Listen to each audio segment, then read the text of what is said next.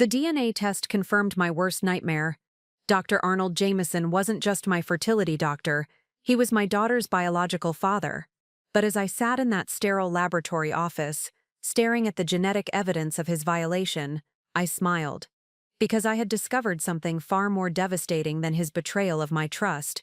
I had uncovered a decades-long conspiracy that would expose him as the biological father of 63 children across 4 states, destroy his medical empire worth millions, and send him to federal prison for the rest of his life. Before we jump back in, tell us where you're tuning in from, and if this story touches you, make sure you're subscribed, because tomorrow I've saved something extra special for you. My name is Scarlett Miles, and 6 months ago I was living what I thought was a fairy tale ending to years of heartbreak. At 34, I'm a forensic accountant specializing in healthcare fraud, a detail that would prove more crucial than I could have ever imagined. My husband Justin and I had endured 5 devastating years of infertility, 3 miscarriages, and 2 failed IVF attempts at different clinics before we found Dr. Arnold Jameson at the prestigious Pacific Coast Fertility Institute in San Diego. Dr. Jameson was fertility medicine royalty, featured on magazine covers, invited to speak at international conferences, and boasting success rates that seemed almost miraculous. Celebrities flew in from around the world for his treatments. The waiting list stretched 8 months, but we felt blessed when a last-minute cancellation got us an appointment after just 6 weeks of waiting. From our first consultation, Dr. Jameson exuded the kind of confidence that desperate couples cling to. Tall, distinguished with silver hair and piercing blue eyes, he spoke about conception like an artist discussing his masterpiece. "Mrs. Miles," he said during our initial meeting, studying my charts with theatrical intensity, "I've reviewed your history, and I can see exactly why previous treatments failed. You weren't receiving the caliber of care you deserved. With the right approach, my approach, I guarantee you'll be pregnant within 3 cycles. The guarantee should have been our first red flag. No ethical fertility doctor promises success, but after years of disappointment, we heard only hope in his words." Dr. Jameson's prediction proved unnervingly accurate. After years of failed attempts elsewhere, I conceived on our very first IVF cycle at his clinic. The pregnancy progressed flawlessly, textbook perfect, as Dr. Jameson proudly noted during each monitoring appointment. He seemed personally invested in my success, scheduling follow-ups himself rather than delegating to his staff, always asking detailed questions about my symptoms and development. "This is exactly what I expected," he would say, reviewing my ultrasounds with obvious satisfaction. "Superior genetic material produces superior results." Our daughter Ruby was born healthy and beautiful, with striking blue eyes that seemed familiar yet impossible to place. She was our miracle baby, the child we'd dreamed of for half a decade. Justin and I felt like we'd won the lottery, and Dr. Jameson had been our golden ticket. For 2 years we lived in blissful gratitude. Ruby was developing ahead of schedule, walking early, speaking in complex sentences before 18 months, displaying an intelligence that amazed our pediatrician. We credited good genetics from both sides of our family and considered ourselves incredibly fortunate. The cracks in our perfect world began with something seemingly innocent: Ruby's enrollment in a prestigious preschool that required comprehensive health records and genetic screening for certain hereditary conditions. "Mrs. Miles, we need to discuss Ruby's genetic screening results," Dr. Patricia Erickson, the pediatric geneticist, said during what should have been a routine consultation. Her tone carried an unusual gravity that immediately set my nerves on edge. "Is something wrong with Ruby?" Justin asked, reaching for my hand across the sterile consultation room table. "Ruby is perfectly healthy," Dr. Erickson assured us quickly, "but there's an anomaly in her genetic profile that we need to address. The paternity markers don't align with Mr. Miles' DNA sample." The room seemed to tilt, Justin's face went pale, and I felt my carefully constructed world beginning to crumble. "What exactly does that mean?" I managed to ask. "It means that biologically Mr. Miles is not Ruby's father," Dr. Erickson explained gently. "This sometimes happens with assisted reproduction. There can be laboratory errors, sample mix-ups, or administrative mistakes. We'll need to investigate the source of the discrepancy." My forensic accounting mind immediately shifted into analytical mode, even as my heart shattered. "What can you tell us about Ruby's biological father based on the genetic markers?" Dr. Erickson consulted her notes. Male, Northern European descent, approximately 6 feet tall, likely highly educated based on certain genetic indicators we associate with multi-generational academic families, blue eyes, specific blood type markers, and some unusual genetic signatures that suggest possible medical training in the family line. The description hit me like a physical blow. Arnold Jameson was 6'2", had piercing blue eyes, came from a family of physicians, and fit every detail of the genetic profile perfectly. That night, as Justin slept fitfully beside me, I stared at the ceiling, piecing together fragments that suddenly formed a terrifying picture. Dr. Jameson's unusual personal involvement in my case, his confidence about conception success, his proprietary interest in Ruby's development, the way he studied her during our follow-up appointments with something that went beyond professional pride. Ruby's striking blue eyes, identical to Dr. Jameson's. I crept into Ruby's nursery and studied her sleeping face with new eyes. The shape of her nose, the set of her jaw, the way her hair grew in a distinctive cowlick, all features I'd attributed to distant relatives but now recognized with sickening clarity. The next morning, I made a decision that would change everything.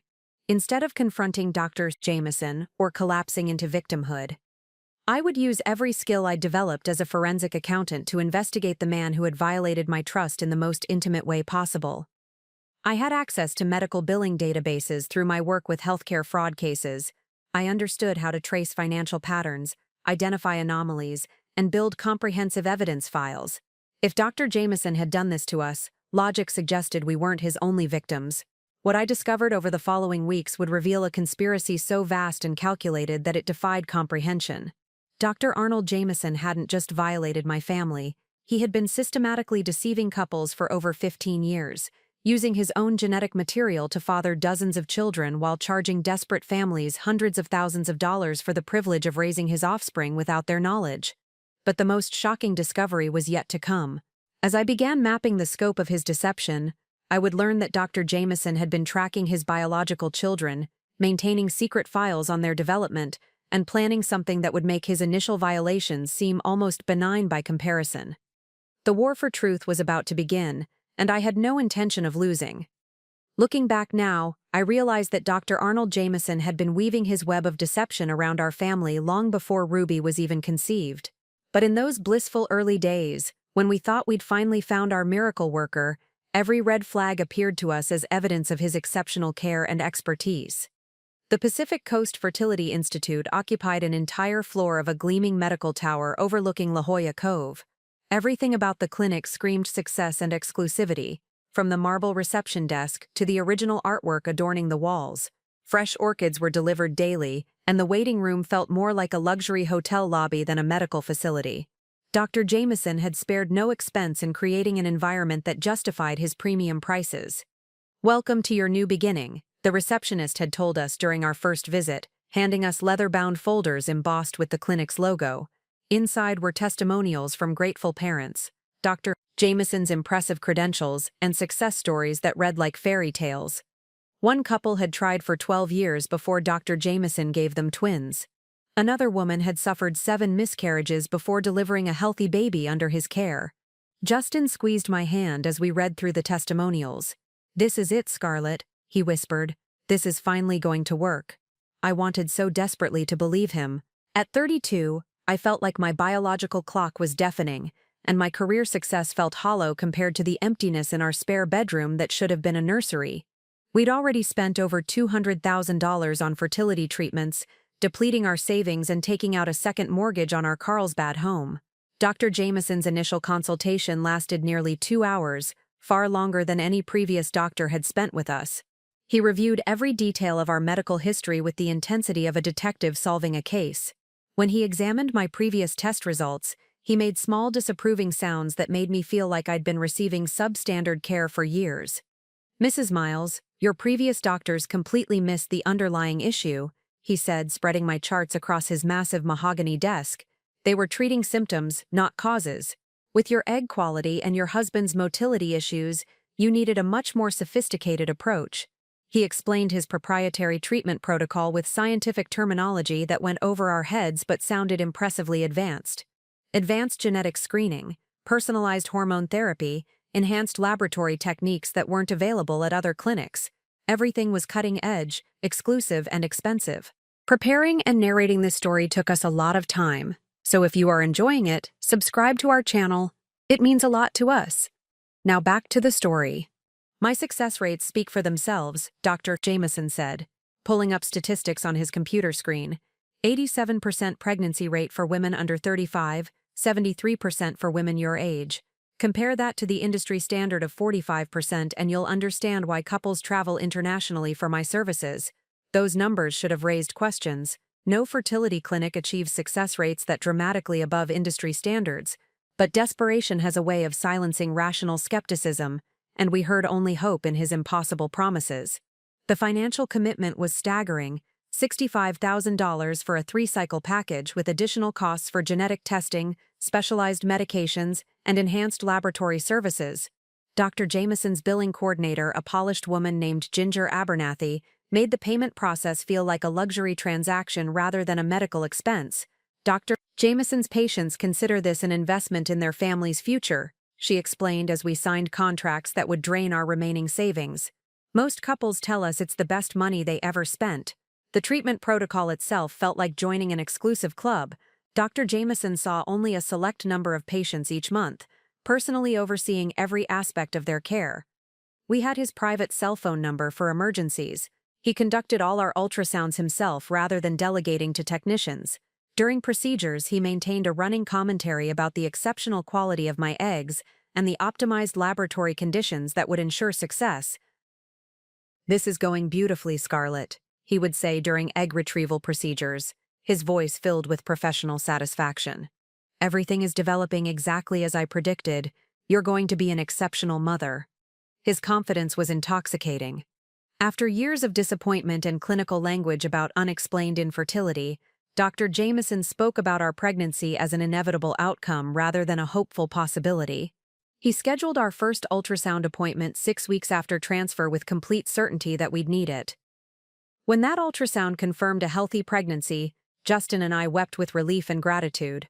Dr. Jameson observed our tears with obvious pleasure, making notes in my file that went beyond standard medical documentation. "This is why I became a fertility specialist," he said, watching our emotional reaction. "Creating families, making dreams come true. There's no more rewarding work in medicine." Throughout my pregnancy, Dr. Jameson's involvement remained unusually personal. He called personally to check on my symptoms between appointments. He recommended specific prenatal vitamins available only through his clinic.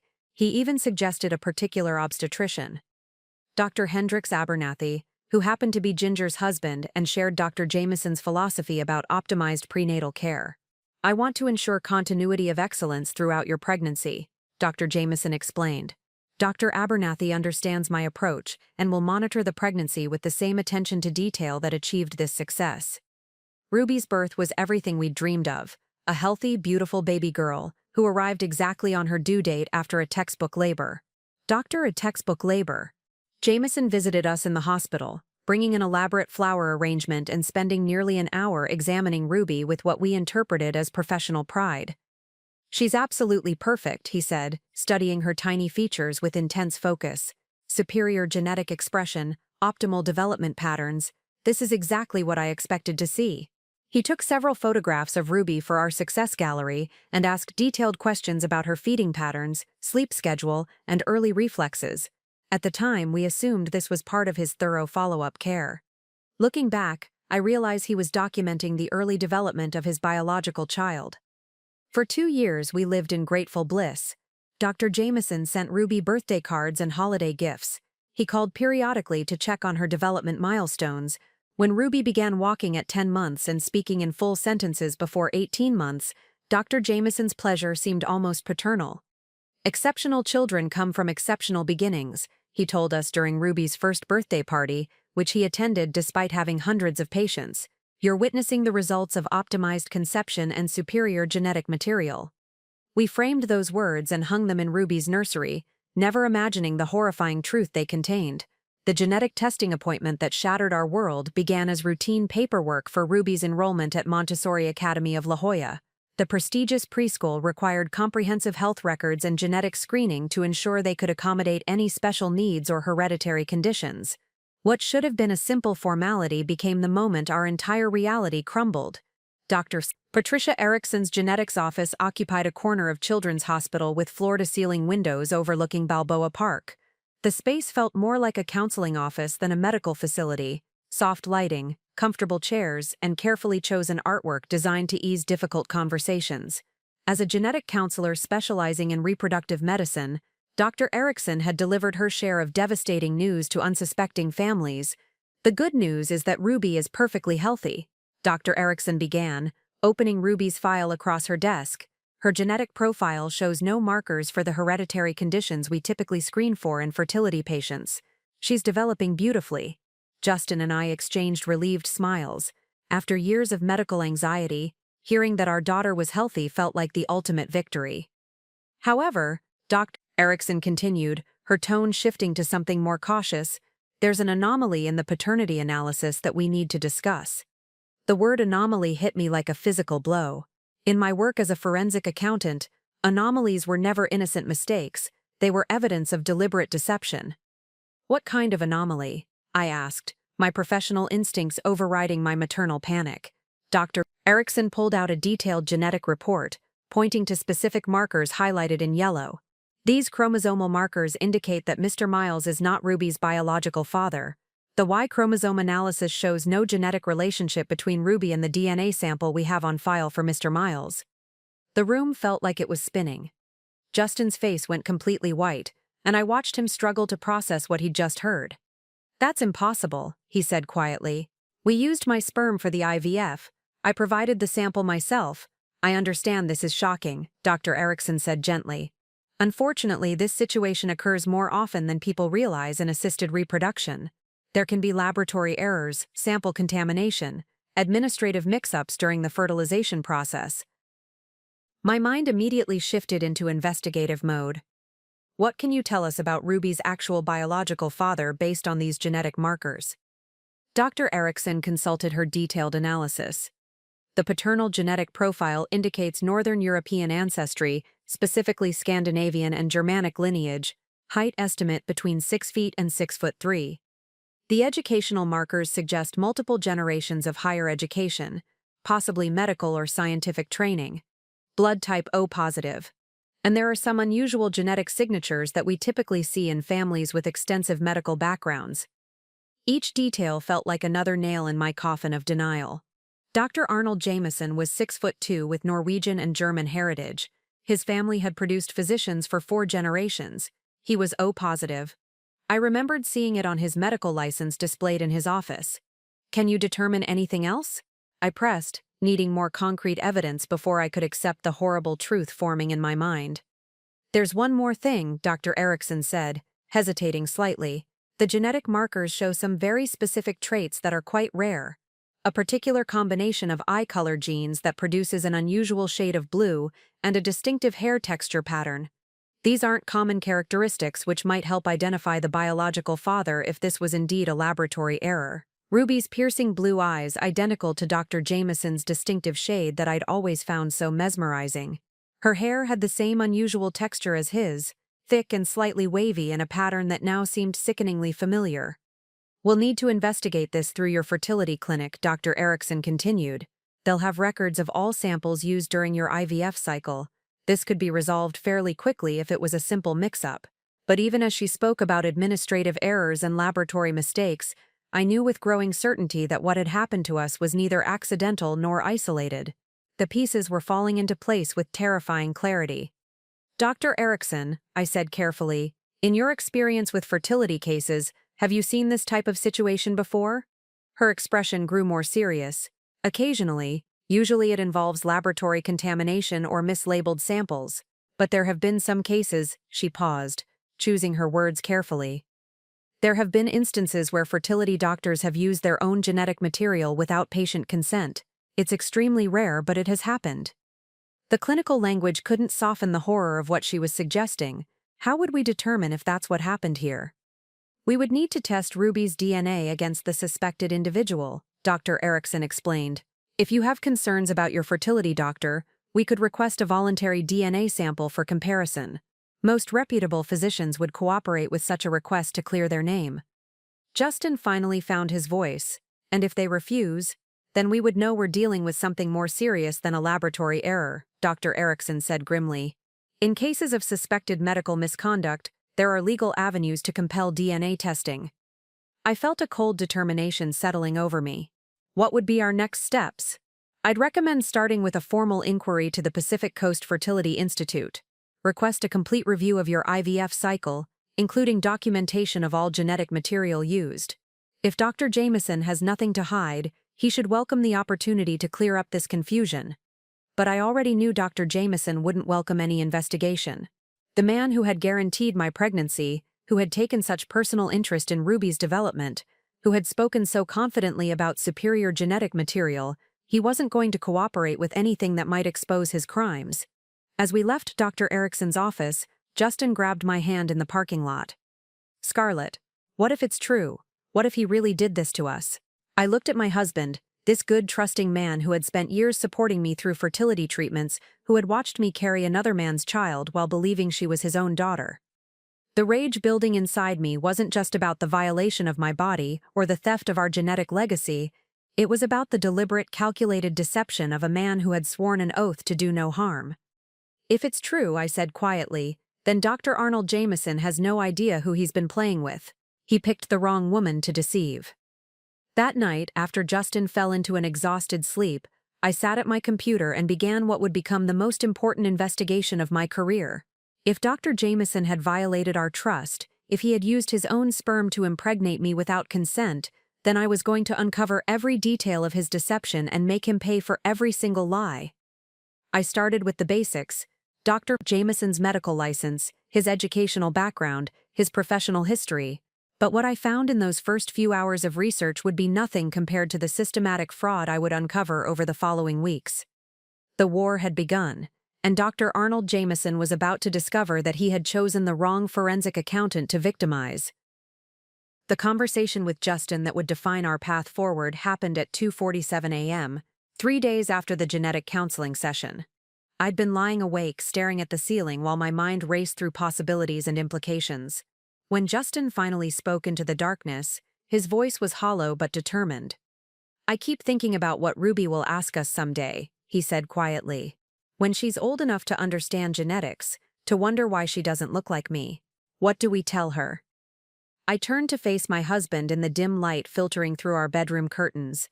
"We tell her the truth, that her father loved her enough to fight for justice when she couldn't fight for herself." Justin sat up, and I could see the exact moment when his devastation transformed into resolve. "You think Dr. Jameson did this deliberately, don't you? This wasn't a laboratory mistake. Everything about his behavior suggests intentional deception," I said, my forensic training taking over. The personal involvement, the confidence guarantees, the way he studied Ruby like she was his own experiment. Nobody makes that many mistakes by accident. We moved to the kitchen, spreading Ruby's genetic report across the granite island like battle plans. Under the bright pendant lights, the clinical language seemed even more damning. Justin made coffee while I pulled out my laptop and began explaining what I'd discovered during my preliminary research. "I've been investigating Dr. Jameson's professional history," I said, turning the screen toward Justin. "His medical license shows no disciplinary actions, but there are some interesting patterns in his practice evolution." I'd spent hours tracking Dr. Jameson's career trajectory through medical board databases, professional publications, and clinic websites. The Pacific Coast Fertility Institute had been established 12 years ago, after Dr. Jameson left a larger practice in Los Angeles, under circumstances that were difficult to determine from public records. "Look at this," I said, pointing to a graph I'd created tracking his reported success rates over time. His pregnancy rates started normal when he opened the clinic, then began climbing dramatically after year 3. By year 5, he was reporting success rates that are statistically impossible through conventional methods. Justin studied the data with the same analytical mind that made him successful in software development. What changed in year 3? That's when he stopped working with other fertility specialists and began handling all procedures personally, I explained. He also implemented what he calls proprietary laboratory protocols that he doesn't share with other clinics or medical conferences. The pattern was becoming clear. Dr. Jameson had isolated his practice, eliminated oversight from colleagues, and created an environment where he could operate without scrutiny. His exceptional success rates weren't the result of superior technique, they were the result of using his own genetic material to guarantee pregnancies. Scarlett, Justin said slowly, if he did this to us, how many other families has he deceived? That question had been haunting me for 3 days. Based on his patient volume and success rates, potentially dozens of families. Maybe more. Justin's coffee cup stopped halfway to his mouth. Dozens of children who think they know who their father is but don't. Dozens of men who believe they're raising their own biological children. And dozens of women who were violated without their knowledge or consent, I added quietly. The magnitude of the potential conspiracy was staggering. We weren't just dealing with one violated family. We might be looking at the largest fertility fraud case in California history. What do we do? Justin asked. I'd been formulating a plan since leaving Dr. Erickson's office. We investigate systematically and build an ironclad case before we make any accusations. Jameson has been doing this for years. He's careful and probably has legal protections in place. We need overwhelming evidence. I explained my professional background and how my skills in forensic accounting could be applied to medical fraud investigation. I had access to insurance databases that could reveal billing patterns, success rate anomalies, and patient demographics. I understood how to trace financial flows and identify systematic deception. But I can't do this alone, I continued.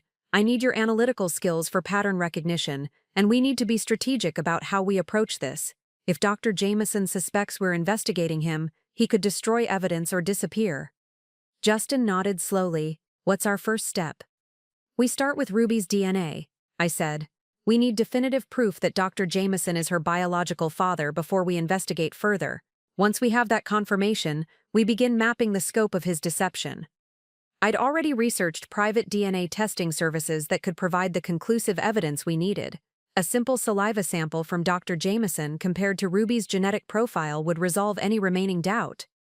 How do we get his DNA without him knowing? Justin asked. I've been thinking about that, I replied. Dr. Jameson is scheduled to speak at the San Diego Medical Association dinner next month. It's a public event where he'll be eating and drinking. Getting a DNA sample from a discarded glass or utensil shouldn't be difficult. Justin was quiet for several minutes, processing the implications of what I was suggesting. This feels like we're crossing a line into something that could get us in legal trouble. Dr. Jameson crossed a line when he violated my body and deceived our family. I said firmly. Everything we're planning is legal. We're gathering evidence of potential medical fraud and sexual assault. If anything, we're doing what law enforcement should be doing. The decision to move forward wasn't made in that moment. It evolved over the following hour as we discussed possibilities, risks, and moral obligations. By dawn, we had agreed on our approach: methodical investigation, documented evidence gathering, and strategic patience until we had built an unassailable case. One more thing, Justin said as we finally prepared to return to bed. What if we're wrong? What if this really was just a laboratory error? I considered his question seriously. Then we'll have learned the truth about Ruby's parentage and can move forward with that knowledge. But Justin, I don't think we're wrong. Every instinct I've developed as an investigator tells me that Dr. Arnold Jameson is a predator who has been systematically deceiving families for years. As I tucked Ruby into her crib that morning, watching her sleep peacefully in the soft morning light, I made a silent promise. Whether she was Justin's biological daughter or not, she was our child, and we would protect her from the man who had violated our trust and stolen our choices. The investigation was about to begin. My investigation into Dr. Arnold Jameson began at 5:30 a.m. the next morning, while Ruby slept and Justin prepared for work. I'd positioned myself at our home office desk with 3 monitors, several databases open, and a legal pad covered in preliminary notes. What I discovered over the following 6 hours would transform my suspicion into horrifying certainty. The healthcare fraud detection software I used professionally gave me access to insurance claim patterns across multiple carriers. I started by analyzing Pacific Coast Fertility Institute's billing history over the past 12 years, looking for anomalies that might indicate systematic deception. The first red flag emerged within 30 minutes. Dr. Jameson's clinic showed an unusual pattern of billing for advanced genetic testing and specialized laboratory procedures that were rarely performed at other fertility clinics. More concerning, these expensive add-on services were almost exclusively billed for patients classified as severe male factor infertility, cases where the husband's sperm quality was supposedly so poor that conception would be nearly impossible. I cross-referenced these billing patterns with success rates reported to the California Department of Public Health. The numbers were staggering and statistically impossible. For patients with severe male factor infertility, industry standards show pregnancy rates of approximately 15 to 25%.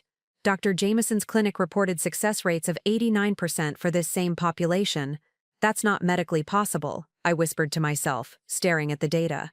No fertility intervention could achieve those results with genuinely compromised male fertility. The only way to guarantee such success rates would be to use different genetic material entirely.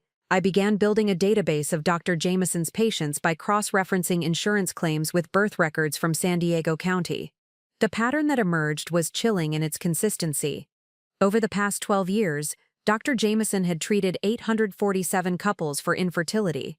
Of those, 234 cases were classified as severe male factor infertility, and of those 234 cases, 208 had resulted in successful pregnancies, an 89% success rate that defied medical explanation. But the most disturbing discovery came when I started analyzing the birth records of children born to Dr. Jameson's patients. Using public records and cross-referencing with social media photos that parents had shared publicly, I began to notice physical similarities among children born to completely unrelated families. I created a digital photo board, organizing pictures by birth year and physical characteristics. The pattern became undeniable. Dozens of children shared the same distinctive blue eyes, the same unusual hair texture, the same facial structure. They looked like siblings, not random children born to different parents. My phone rang, interrupting my concentration. It was Justin, calling from his office downtown. "I've been thinking about what you're doing," he said without preamble. "I want to help. I've been researching Dr. Jameson's background, and there are some things you need to know." "What did you find?" I asked, saving my work and switching to speakerphone. I tracked down his previous employment before opening the Pacific Coast Clinic. He left Reproducor Health Associates in Los Angeles after what the medical board records describe as administrative disagreements with practice protocols. The details are sealed, but I found a former employee willing to talk off the record. My pulse quickened. "What did they tell you?" Dr. Jennifer Walsh worked as a laboratory technician at RHA when Dr. Jameson was there. She left medicine entirely after what happened, but she agreed to meet with me for coffee. "Scarlett," she said, "there were rumors about Dr. Jameson even then. Laboratory samples going missing, unusually high pregnancy rates for his patients specifically, and concerns about protocol violations that the practice administrators investigated but never made public." Did she have any proof? No concrete evidence, but she remembered specific incidents. Samples labeled with one patient name but containing genetic material that didn't match the documented characteristics. When she raised concerns, Dr. Jameson accused her of contaminating specimens and questioned her competence. She was eventually forced out, and Dr. Jameson left shortly after. This corroborated everything I was discovering through data analysis. Dr. Jameson had a history of suspicious behavior that preceded his current practice by years. "There's more," Justin continued. "Dr. Walsh gave me contact information for 2 other former employees who left RHA around the same time. She thinks they might be willing to talk if they understand we're investigating potential medical fraud." I felt the investigation expanding beyond our personal case into something much larger. "Justin, based on what I'm finding in the data, we might be looking at over 200 families who were deceived. This isn't just about Ruby, this could be the largest fertility fraud case in U.S. history." The silence on the phone stretched for several seconds. 200 families, Justin repeated quietly. 200 children who don't know who their real father is. And 200 men who believe they're raising their own biological children when they're actually raising Dr. Jameson's offspring, I added. "We have to expose this," Justin said firmly. "We can't let him keep doing this to other families." I spent the rest of that day refining my analysis and building a comprehensive database of Dr. Jameson's potential victims. The scope was overwhelming. Children ranging in age from newborn to 12 years old, scattered across Southern California but all sharing similar physical characteristics and conception histories. But as I worked, a more disturbing question began forming in my mind. If Dr. Jameson had fathered dozens of children without their family's knowledge, what was his ultimate plan? Was this simply a doctor with a god complex, or was there something more systematic and sinister behind his deception? The answer to that question would prove more horrifying than anything I'd yet discovered. By evening, I had identified 47 families with strong evidence of deception, and preliminary indicators of potentially dozens more. Each family represented a violation, a theft of choice, and children who would eventually need to learn the truth about their origins. As I tucked Ruby into bed that night, I studied her face with new eyes, not just as my beloved daughter, but as potential evidence in what was becoming the most important case of my career. Tomorrow I would begin the delicate process of reaching out to other families and building the coalition that would eventually bring Dr. Arnold Jameson to justice. The scope of his crimes was becoming clear. Now I needed to understand their purpose. Dr. Jennifer Walsh agreed to meet us at a small cafe in Encinitas, 30 miles north of San Diego and far from the medical community where she might be recognized. When she walked through the door, I immediately understood why she'd left medicine entirely. There was a haunted quality to her eyes, the look of someone who'd witnessed something that fundamentally changed her worldview. "I've been waiting 8 years for someone to ask the right questions," she said quietly, settling into our corner booth and declining our offer of coffee. "When Justin told me you were investigating Dr. Jameson for fertility fraud, I knew this day would finally come." Jennifer had worked as a senior laboratory technician at Reproductive Health Associates in Los Angeles from 2012 to 2015, during Dr. Jameson's final years at the practice.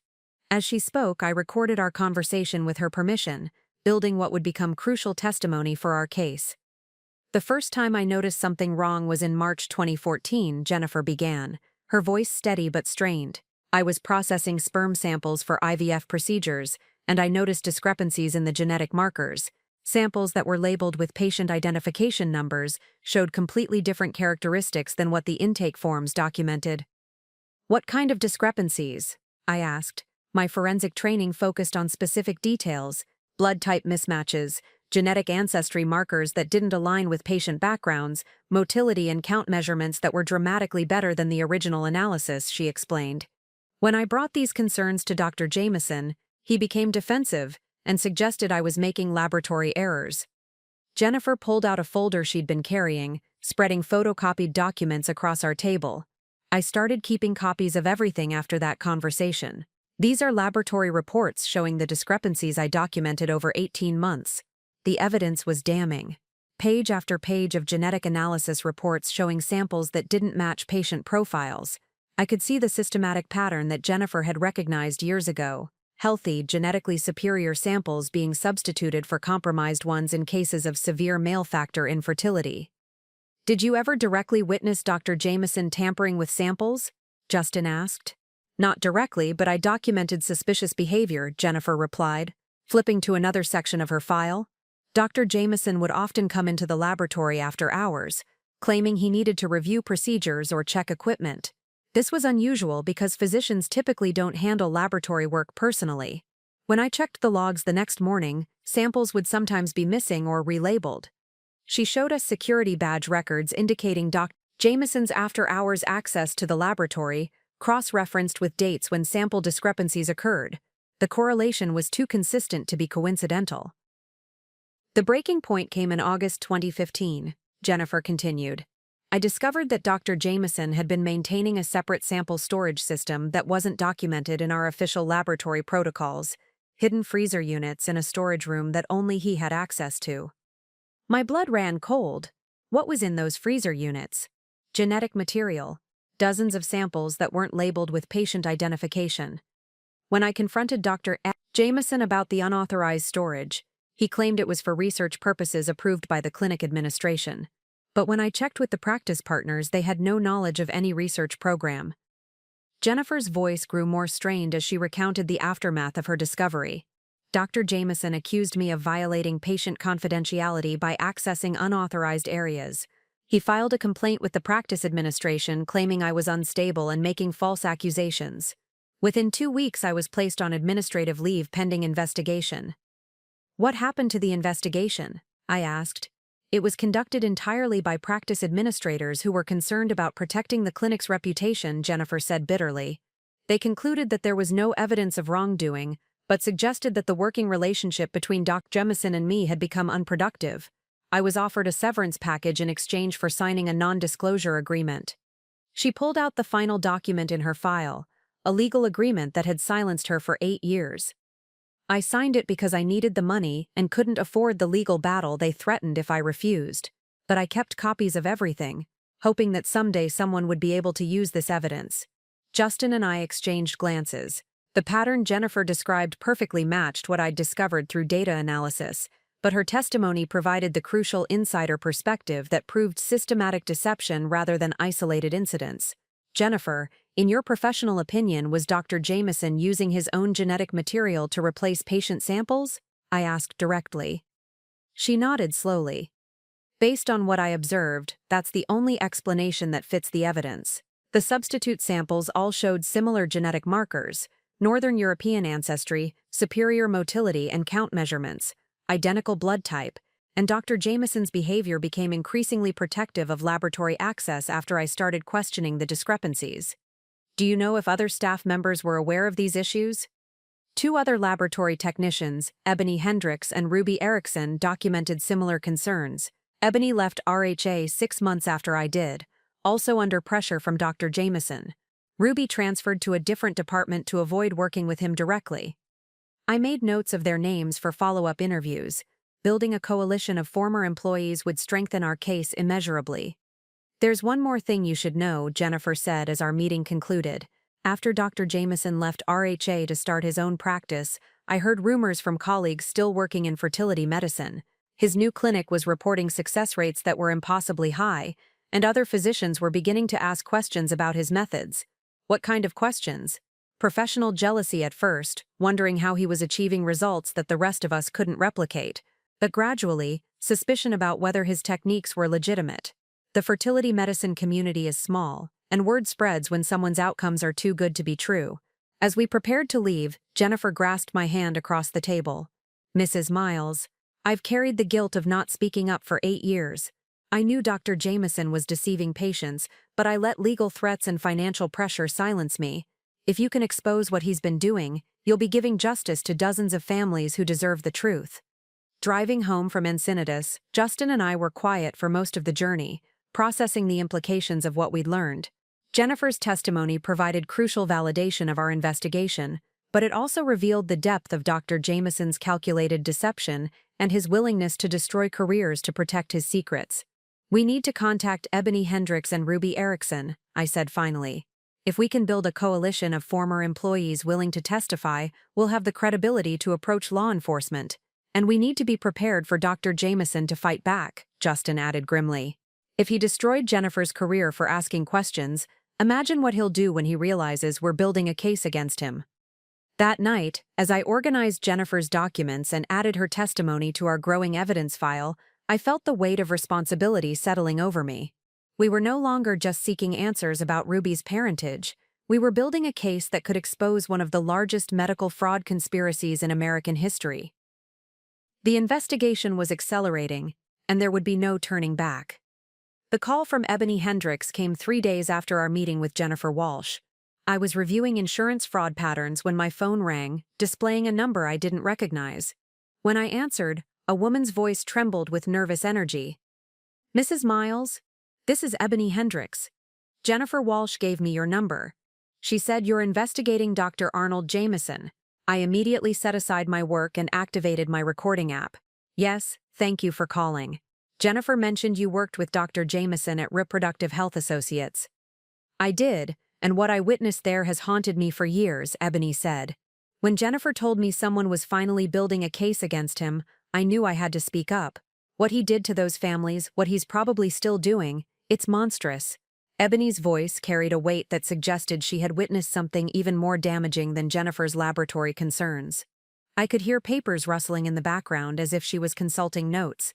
I need you to understand something before I tell you what I know, she continued. I left medical technology entirely because of what happened with Dr. Jameson. I couldn't continue working in a field where someone like him could operate freely, but I've been documenting everything, waiting for the right moment to come forward. What exactly did you document? I asked, my forensic instincts focusing on concrete evidence. I was responsible for maintaining patient files and coordinating between the laboratory and clinical staff, Ebony explained. Part of my job involved tracking genetic material from collection through fertilization. That's how I discovered Dr. Jameson's secret protocol. The phrase secret protocol sent chills down my spine. Can you explain what you mean? Dr. Jameson had been running what he called optimization procedures for patients with severe male factor infertility. Officially, these were listed as advanced sperm preparation techniques. But what actually happened was sample substitution on a massive scale. Ebony's revelation confirmed our worst suspicions, but the clinical detail she provided was crucial for building a legal case. How did the substitution process work? Patients would provide samples that were analyzed and documented according to standard protocols, she said. But for cases classified as optimization candidates, Dr. Jameson would personally handle the final preparation. He had access to what he called donor reserves, supposedly anonymous donor samples that were actually his own genetic material. How do you know the donor samples were his? Because I witnessed him providing them, Ebony said quietly. On 3 separate occasions I saw Dr. Jameson collecting samples in his private office after hours.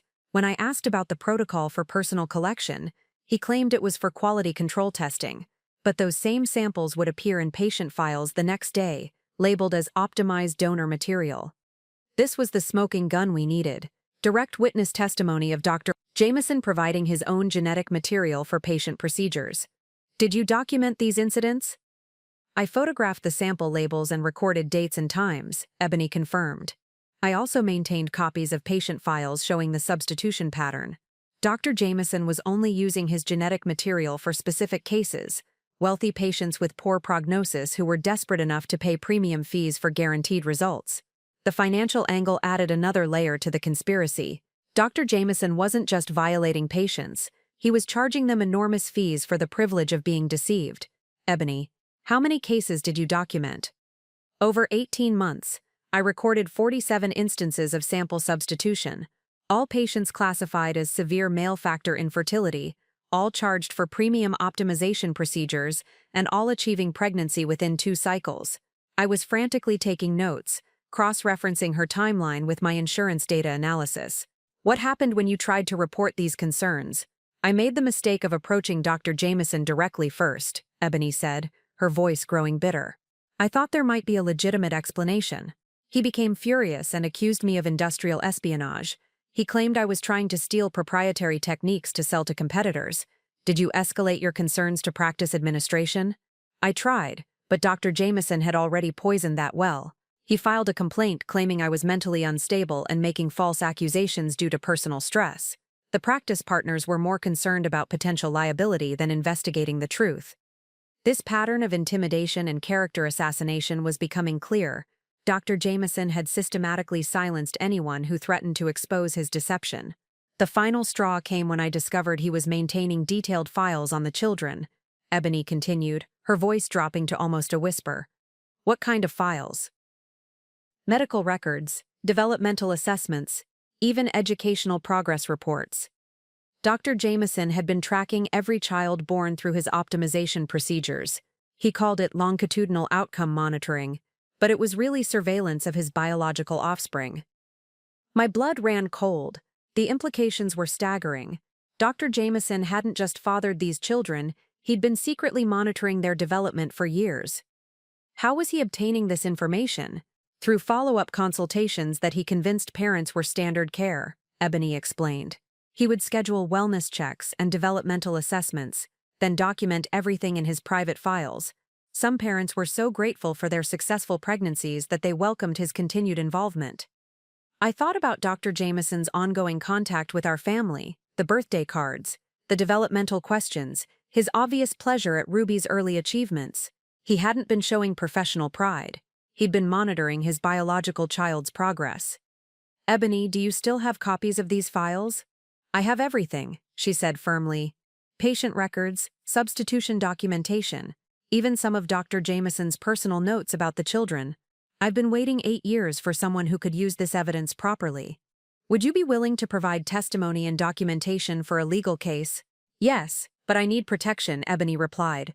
Dr. Jameson destroyed my career at RHA, and I can't afford to have him come after me again. If we're going to do this, we need to be strategic and make sure we have enough evidence to protect everyone involved. I understood her concerns completely. Dr. Jameson had proven his willingness to destroy anyone who threatened his operation. But with Ebony's testimony and documentation, Combined with Jennifer's evidence and my financial analysis, we were building a case strong enough to withstand his counterattacks. Ebony, I think it's time we involved law enforcement. With your evidence and what we've already gathered, we have enough to trigger a formal investigation. There's one more thing you need to know, she said. Dr. Jameson wasn't working alone. Ginger Abernathy, his billing coordinator, was fully aware of the substitution procedures. She was the one who created the financial structure that allowed him to charge premium fees for fraudulent services. Another conspirator. The web of deception was larger than we'd realized, involving multiple staff members who had enabled Dr. Jameson's crimes. As our conversation concluded, I felt the investigation reaching a crucial turning point.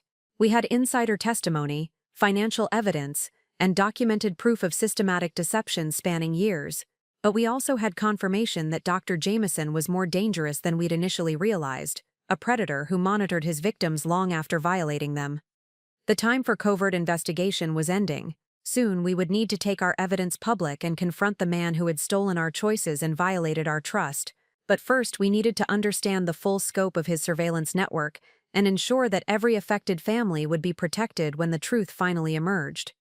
The breakthrough that revealed the true scope of Dr. Jameson's conspiracy came from an unexpected source, a 17-year-old girl named Emma, who knocked on our front door on a rainy Thursday evening in November. When I opened the door, I found myself staring at a younger version of Ruby, with the same distinctive blue eyes and facial structure that had become hauntingly familiar. "Are you Mrs. Miles?" she asked nervously, clutching a manila folder against her chest. "I think your daughter Ruby might be my half-sister." My heart stopped. Justin appeared behind me and I watched his face go pale as he recognized the unmistakable family resemblance. "Please, come in," I said, guiding her to our living room while my mind raced with implications. Emma introduced herself as Emma Patterson, born in 2006 to parents who had struggled with infertility for 6 years before conceiving through Dr. Jameson's clinic. She was articulate, obviously intelligent, and carried herself with a maturity that suggested she'd been dealing with difficult truths for some time. "I've been investigating my own origins for 2 years," she explained, settling onto our couch and opening her folder. "When I turned 15, I started noticing that I looked nothing like my parents. Different eye color, different build, different facial features. When I asked about it, they admitted they'd used a sperm donor but claimed they didn't know his identity." Justin sat beside me, both of us transfixed by this young woman who represented our worst fears made manifest. "How did you discover Dr. Jameson's involvement?" I asked. "DNA testing," Emma replied matter-of-factly. "I used one of those ancestry websites and connected with dozens of genetic matches who had no connection to my parents' families. But the strange thing was, all my closest matches were children born between 2006 and 2019, and all their parents had used the same fertility clinic." She spread photographs across our coffee table. Children of various ages who all shared unmistakable similarities. "I've been in contact with 12 families so far, all Dr. Jameson's patients, all told they were using anonymous donor sperm, and all raising children who look like siblings." The evidence was overwhelming. Emma had independently discovered and documented what our investigation had revealed through data analysis and insider testimony. But her next revelation was even more shocking. "Mrs. Miles, I think Dr. Jameson has been watching us our entire lives," she said quietly. "All the families I've contacted report the same thing. Regular wellness checks from Dr. Jameson throughout their children's development, educational assessments disguised as follow-up care, even college counseling sessions where he gathered information about our academic achievements." Justin leaned forward. "What kind of information was he gathering?" "Everything," Emma replied, pulling out a thick file. "I convinced my parents to let me see all their correspondence with Dr. Jameson over the years. He's been tracking my grades, extracurricular activities, standardized test scores, even my college application essays, and based on what other families have told me, he's been doing the same thing with all his biological children." The surveillance network was more extensive than we'd imagined. Dr. Jameson hadn't just fathered these children, he'd been conducting a longitudinal study of their development without their knowledge or consent. "Emma, how did you find our family specifically?" I asked. "Your daughter Ruby is mentioned in Dr. Jameson's files," she said, causing my blood to run cold. One of the families I contacted had copies of communications where Dr. Jameson specifically referenced Ruby's early development as an example of optimal genetic expression. That's how I found your name and address." The violation felt even more personal, knowing that Dr. Jameson had been discussing Ruby with other families, using our child as evidence of his genetic superiority. "There's something else," Emma continued, her voice growing more serious. "I think Dr. Jameson is planning something with all this data he's collected. One of the older children I contacted, he's 22 now, said Dr. Jameson had approached him about participating in a genetic research project that would involve meeting other participants and contributing to scientific studies." "What kind of research project?" Justin asked, though I suspected we already knew the answer. "Eugenic research," Emma said bluntly. "Dr. Jameson believes he's created a genetically superior generation, and he wants to study us to prove his theories about human enhancement. Some of the older kids have been invited to what he calls family reunions, gatherings where he can observe interactions between his biological children and document our collective achievements." The full horror of Dr. Jameson's plan was becoming clear. This wasn't just medical fraud or even sexual assault. It was a systematic eugenics experiment using unwitting families as test subjects and their children as lab rats. "Emma, how many children do you think are involved in total?" I asked. "Based on my research and the families I've contacted, probably between 60 and 80 children ranging in age from 3 to 22, she replied. "And Dr. Jameson has been documenting all of us since birth, creating what he calls a generational study of optimized genetics." I felt sick imagining the scope of his violation. Dozens of families believing they were raising their own children while unknowingly participating in a decades-long genetic experiment. "Mrs. Miles, I came to you because the other families said you're building a legal case against Dr. Jameson," Emma continued. "I want to help. We all do. These younger kids deserve to know the truth about their parentage, and Dr. Jameson needs to be stopped before he recruits more families for his experiment." Justin and I exchanged glances. Emma's evidence and testimony would be crucial for exposing the full scope of Dr. Jameson's crimes, but involving a minor in our investigation created additional complications. "Emma, we appreciate your courage in coming forward," I said carefully, "but we need to involve your parents in any formal legal proceedings. This is too important and too dangerous for you to handle alone." "My parents know I'm here," she replied.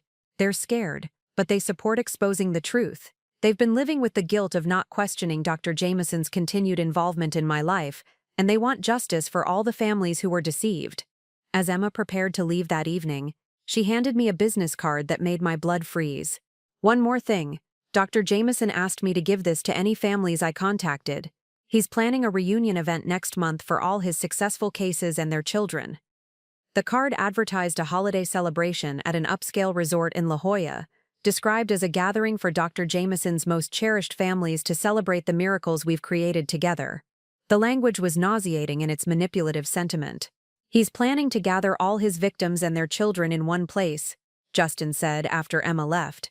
"This could be our chance to expose him publicly and gather evidence from multiple families simultaneously." But as I studied the invitation, a more sinister possibility occurred to me. What if this wasn't just a celebration? What if Dr. Jameson was planning something more elaborate? A final phase of his experiment that required observing all his biological children together? The investigation had revealed a conspiracy far more complex and disturbing than we'd initially imagined. Dr. Jameson wasn't just a doctor who had violated patients. He was a eugenicist who had spent decades orchestrating a genetic experiment using unwitting families as subjects, and now he was planning to bring all his victims together under one roof. The financial complexity of Dr. Jameson's fraud scheme became clear when I gained access to his complete billing records through a contact at the California Department of Insurance. What I discovered was a sophisticated operation that had defrauded insurance companies, patients, and government programs out of nearly $12 million over 15 years. Working late into the night while Justin and Ruby slept, I mapped the intricate web of financial deception that had funded Dr. Jameson's genetic experiment. The Pacific Coast Fertility Institute wasn't just a medical practice, it was a criminal enterprise designed to maximize profits from desperate families while conducting unauthorized research. The first layer of fraud involved inflated billing for procedures that were never performed. Dr. Jameson routinely charged patients for advanced genetic testing, sperm preparation techniques, and specialized laboratory services that existed only on paper. When patients used his own genetic material, he still billed for expensive donor screening and preparation services that were completely fabricated. But the deeper fraud was more sinister. Dr. Jameson had created multiple shell companies to hide the true scope of his operation. Pacific Coast Research Institute, Genetic Advancement Laboratory, and Reproductive Excellence Foundation were all registered to the same address as his clinic, allowing him to funnel money between entities and claim research expenses that were actually personal enrichment. I traced payments flowing from insurance companies through these shell entities into Dr. Jameson's personal accounts. The pattern was clear. He was double billing for services, claiming research grants that didn't exist, and charging premium prices for procedures he wasn't actually performing. My phone rang at 2:47 a.m. It was Emma Patterson, calling from her parents' home with information that would add another devastating layer to our case. "Mrs. Miles, I've been going through my parents' financial records," Emma said, her voice tight with anger. Dr. Jameson didn't just deceive them about using donor sperm. He charged them for genetic testing and counseling services that never happened. "What do you mean?" I asked, setting aside my spreadsheets to focus on her discovery. "My parents paid $18,000 for something called advanced donor genetic screening," Emma explained. According to their receipts, this included comprehensive genetic analysis, psychological evaluation of the donor, and detailed family medical history. But since Dr. Jameson was the donor, none of that testing ever occurred. This confirmed what I was seeing in the billing patterns. Dr. Jameson had created elaborate service packages that justified enormous fees while delivering nothing but his own genetic material. "Emma, do your parents have documentation of all their payments?" "Everything," she replied, "and I've been talking to the other families I found. We're all seeing the same patterns: charges for services that couldn't have been provided, genetic counseling sessions that never happened, and donor fees for anonymous donors who were actually Dr. Jameson himself." I was furiously taking notes, adding Emma's family's financial information to my growing database of fraud evidence. "How much did your parents pay in total?" $87,000 over 2 years, Emma said, her voice hollow. "They took out a second mortgage to afford Dr. Jameson's treatments, believing they were paying for the best possible care. Instead, they were funding his genetic experiment while he violated my mother without her consent." The human cost of Dr. Jameson's crimes was staggering. Families had bankrupted themselves to afford treatments that were essentially elaborate lies designed to cover systematic deception. "There's something else," Emma continued. "I found correspondence between Dr. Jameson and someone called Patrick Hendricks at something called the Genetic Advancement Laboratory. They were discussing research protocols and data collection procedures that sound like they were planning to expand the operation." Patrick Hendricks, possibly related to Ginger Abernathy, whose married name was Hendricks according to our earlier research. The conspiracy was involving family members and expanding beyond the fertility clinic. "Emma, can you send me copies of that correspondence?" "I'm scanning everything now," she replied. "But Mrs. Miles, there's something in these emails that's really disturbing. Dr. Jameson wrote about Phase 2 implementation and expanding the subject pool to include international markets. I think he was planning to take this operation global." The scope of Dr. Jameson's ambitions was growing more horrifying by the hour. This wasn't just a local medical fraud, it was a planned expansion into international genetic manipulation. Over the following days, I worked with Emma and several other affected families to build a comprehensive financial picture of Dr. Jameson's fraud. The evidence was overwhelming. Shart's systematic billing fraud totaling $11.7 million over 15 years, shell companies used to launder money and hide research activities, fabricated services charged to insurance companies and patients, government research grants claimed for unauthorized genetic studies, international wire transfers suggesting expansion plans. But the most damning discovery came when I accessed Dr. Jameson's personal financial records through a forensic accounting subpoena that our attorney had secured. He had purchased a private laboratory facility in Costa Rica, registered as an international reproductive research center with plans to offer advanced genetic optimization services to wealthy international clients. Dr. Jameson wasn't just conducting unauthorized experiments on American families, he was building an international network for genetic manipulation targeting vulnerable couples worldwide. The financial fraud also revealed the depth of his surveillance operation.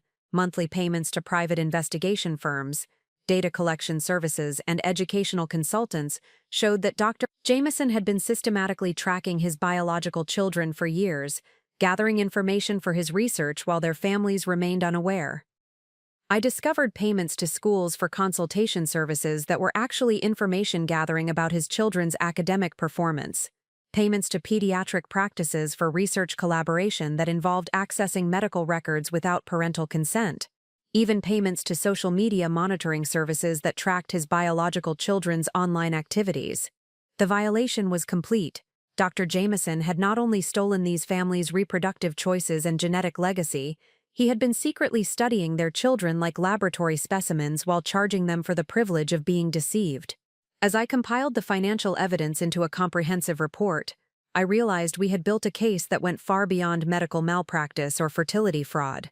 This was organized crime on an international scale, involving money laundering, insurance fraud, identity theft, and unauthorized human experimentation.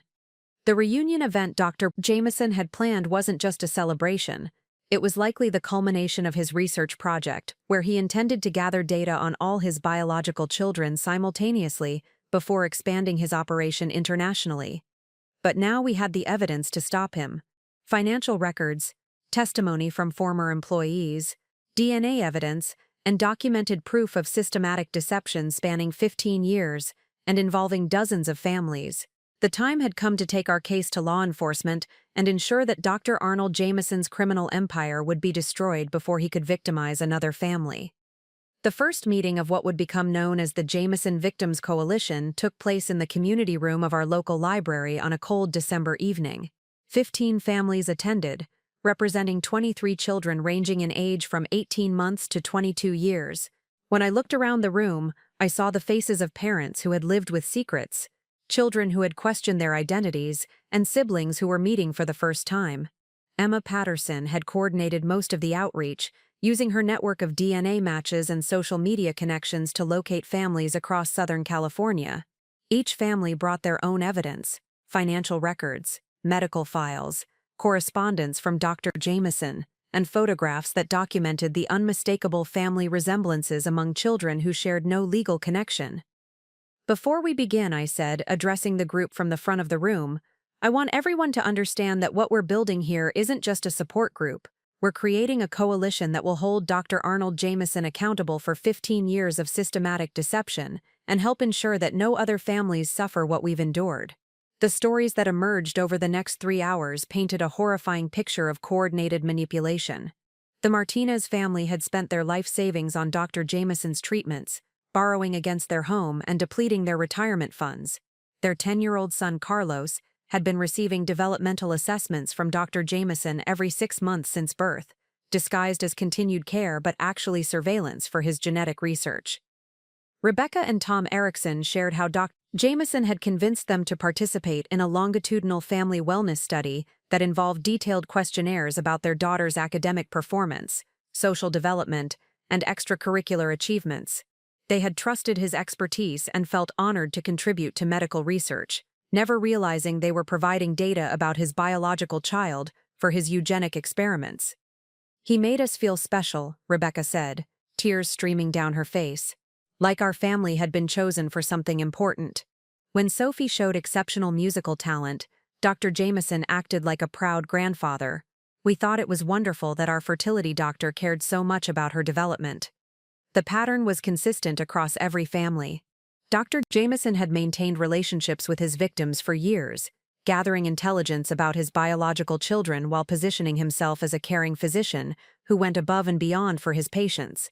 Parents had welcomed his continued involvement, grateful for the miracle pregnancies he had provided, and trusting his medical expertise. Emma Patterson stood to address the group, her 17-year-old voice carrying remarkable authority. "We need to understand that we're not just individual families who were deceived," she said. "We're participants in a genetic experiment that Dr. Jameson has been conducting for nearly 2 decades. Our children are research subjects in a study we never consented to participate in." I watched as that reality settled over the room. These weren't random fertility fraud cases. They were connected components of a systematic research project that violated every principle of medical ethics and human rights. "What's our legal standing?" asked David Abernathy, father of 14-year-old twin boys who had been conceived during Dr. Jameson's final year at Reproductive Health Associates. "Can we pursue criminal charges or are we limited to civil lawsuits?" "Both," I replied, consulting my notes. Dr. Jameson has committed multiple federal crimes, wire fraud, money laundering, identity theft, and violations of research ethics that could constitute human experimentation without consent. The FBI will handle criminal prosecution, but we can also pursue civil damages for financial losses, emotional trauma, and violation of reproductive rights. The financial impact across all families was staggering. Collectively, we had paid Dr. Jameson over $3.2 million for treatments that involved systematic deception. But the emotional and psychological damage was incalculable. Children questioning their identities, parents struggling with guilt and violation, and families rebuilding relationships based on truth rather than lies. "There's something else we need to discuss," said Jennifer Patterson, Emma's mother. "Dr. Jameson's holiday reunion event is scheduled for next week. Several families received invitations, and we need to decide how to handle this opportunity." The reunion invitation had reached 12 families, described as a celebration of Dr. Jameson's most successful cases and their exceptional children. The language was manipulative and disturbing, but it also represented a unique opportunity to gather evidence and confront Dr. Jameson with united testimony.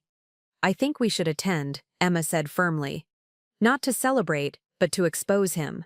If we coordinate our approach, we can document his reaction when confronted with the truth, gather evidence of his surveillance network, and show other families who might be there what they're really participating in." The room erupted in discussion. Some parents were terrified of confronting Dr. Jameson directly, worried about legal retaliation or emotional trauma to their children. Others were eager for the opportunity to face the man who had violated their trust and demand answers. "If we do this, we need to be strategic," I said, bringing the group back to focus. "We'll need legal protection, media coordination, and careful planning to ensure everyone's safety. This can't be an emotional confrontation.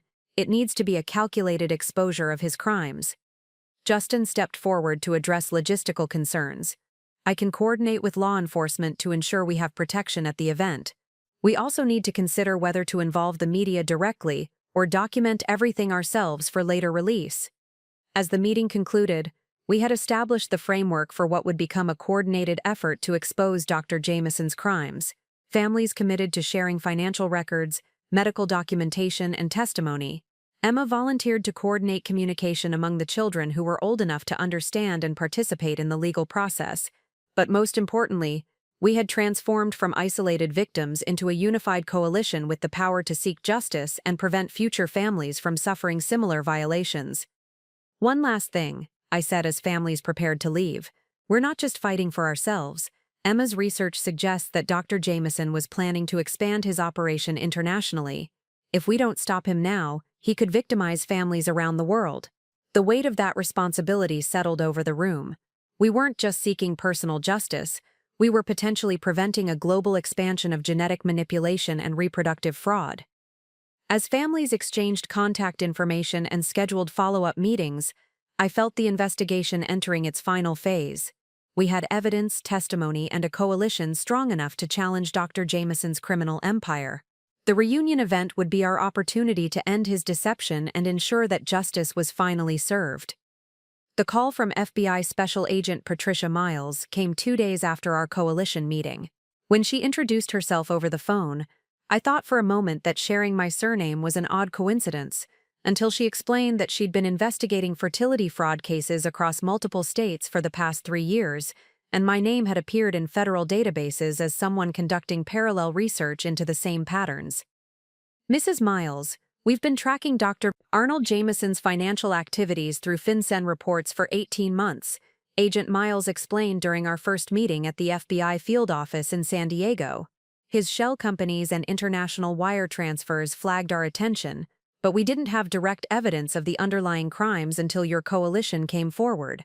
She spread files across the conference table, documents that revealed Dr. Jameson was part of a larger network of fertility doctors suspected of similar crimes across 4 states. The scope was breathtaking and terrifying.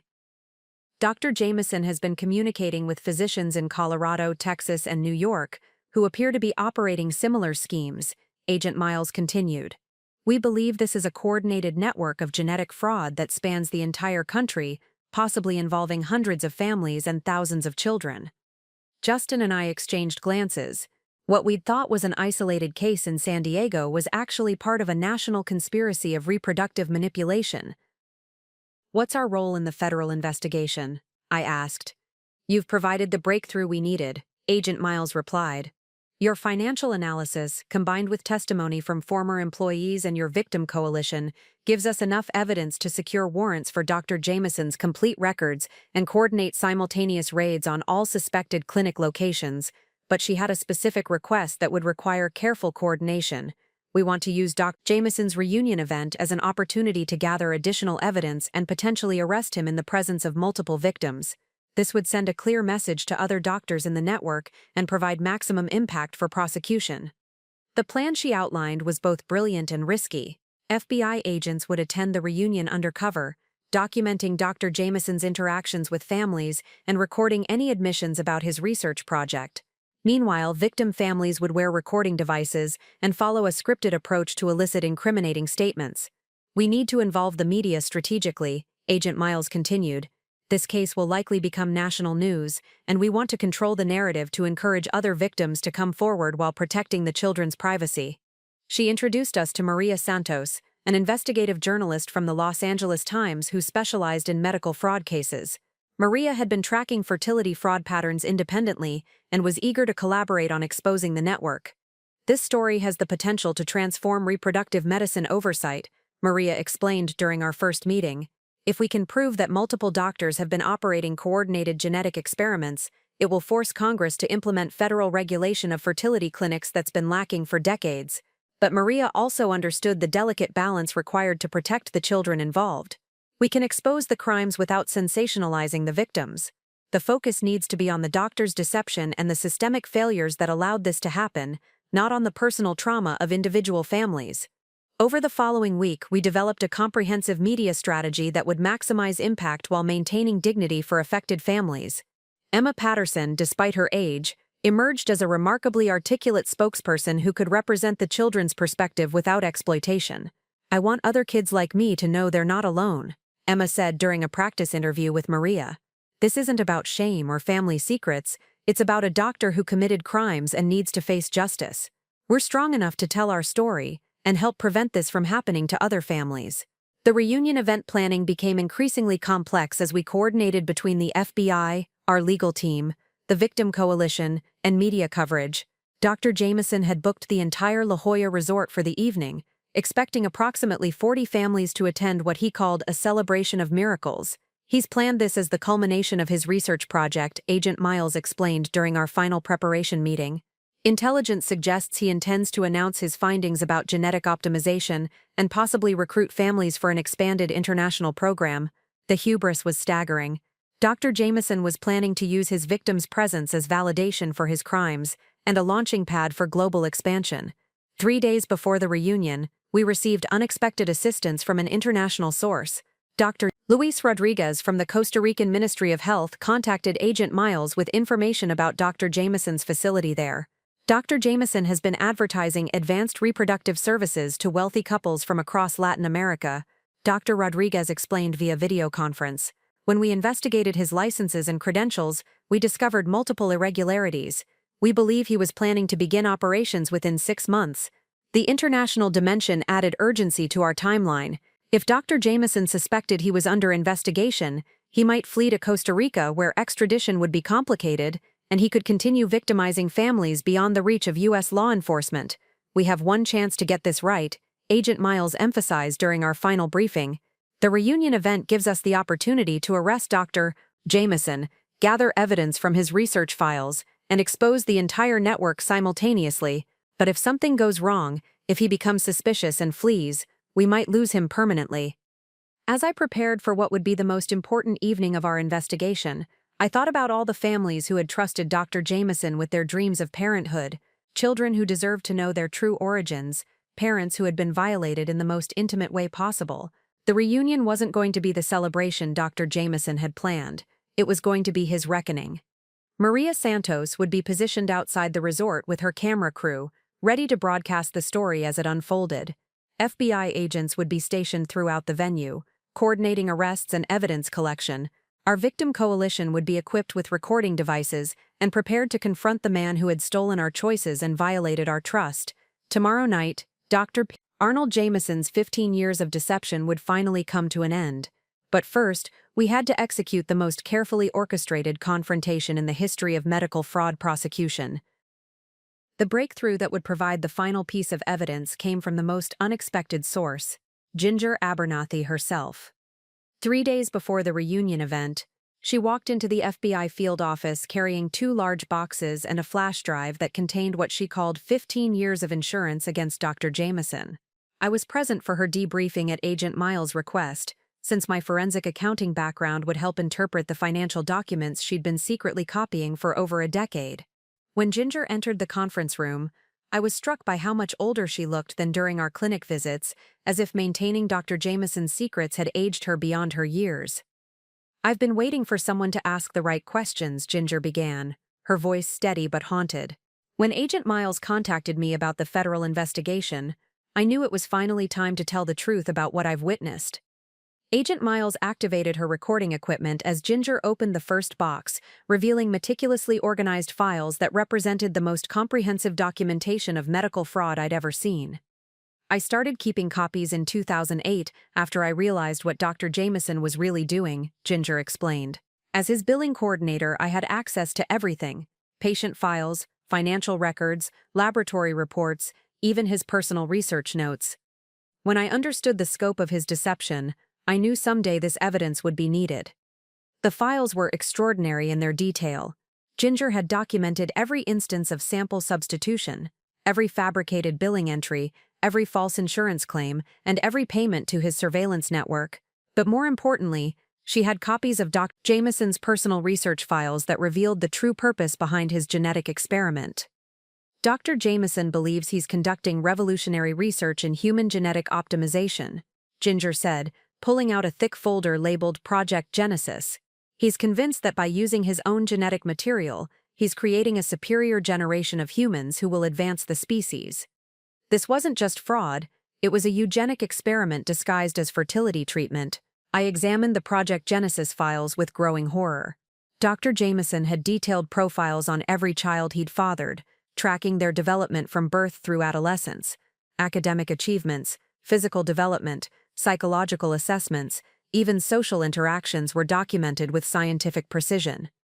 "He has files on 67 children total," Ginger continued, "all conceived using his genetic material, all tracked without their family's knowledge, and all categorized by what he calls optimization outcomes. He was preparing to publish research claiming that his genetic intervention produced superior offspring." Agent Miles leaned forward. "Ginger, why did you participate in this deception for so long if you knew it was wrong?" Ginger's composure cracked slightly. "Dr. Jameson made it clear that exposing him would destroy not just my career, but my family's financial security.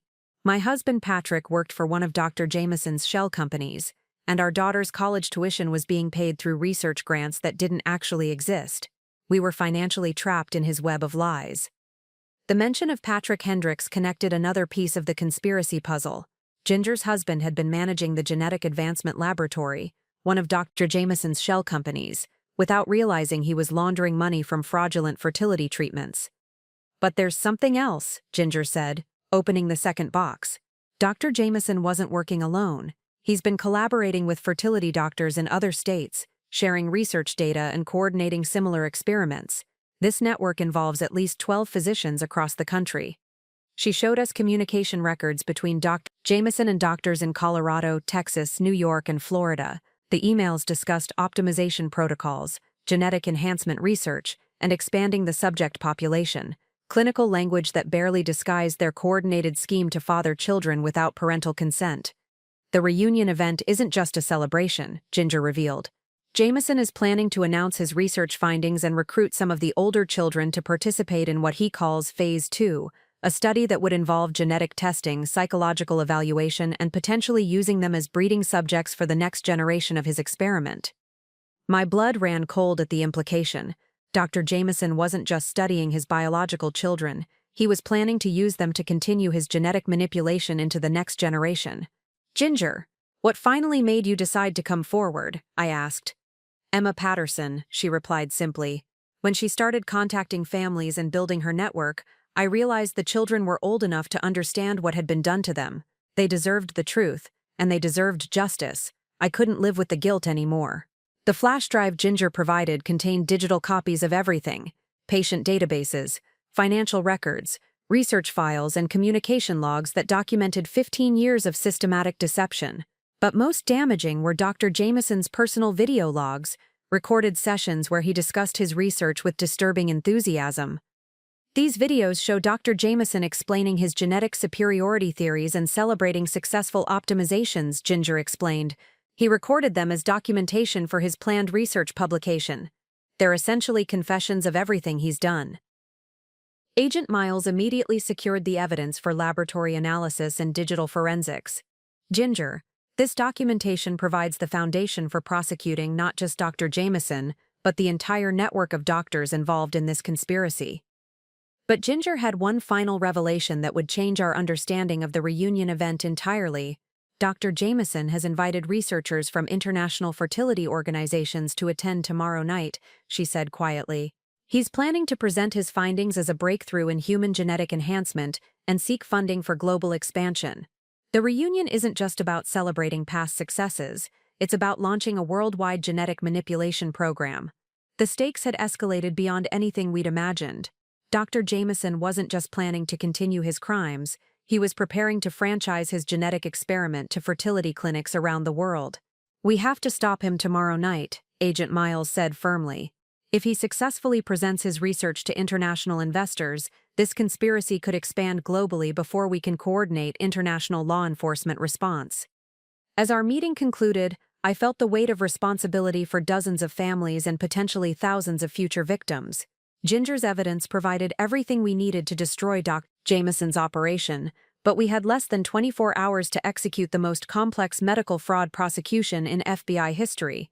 Tomorrow night at the La Jolla Resort, Dr. Arnold Jameson would finally face justice for 15 years of systematic deception. But more importantly, we would prevent his genetic manipulation scheme from spreading worldwide and victimizing families across the globe. The evidence cache Ginger had provided wasn't just documentation of past crimes, it was our roadmap for stopping a potential genetic catastrophe before it could begin. The morning of the reunion, our coalition gathered at the FBI field office for final preparations. The conference room looked like a military command center: surveillance equipment, recording devices, legal documents, and communication gear spread across multiple tables while Agent Miles coordinated with field teams across 4 states. Today we're not just confronting Dr. Jameson. Agent Miles addressed our group of 15 families. We're executing simultaneous operations that will dismantle an entire network of genetic fraud. While we're gathering evidence at the reunion, FBI teams in Colorado, Texas, and New York will be raiding the affiliated clinics and arresting the collaborating physicians.